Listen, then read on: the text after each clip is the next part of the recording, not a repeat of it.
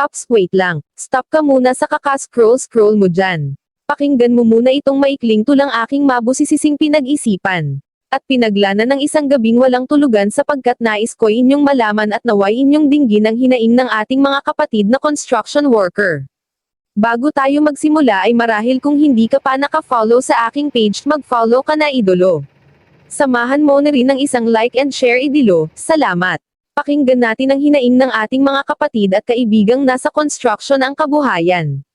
Titulo ng tula, Saludo sa'yo, wow, ako'y isang tao may dugong Pilipino. Manggagawa ang taglay kong titulo.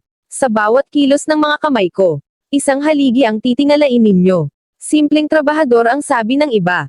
Tinatapakan minumura nyo pa, nilaliwi na walang bahala pa, at nagtitiis sa murang halaga. Oo, kami manggagawa lamang, subalit ito'y iyong pagkakatandaan. Kami ang nagbungkal para sa kaunlaran. Dugo at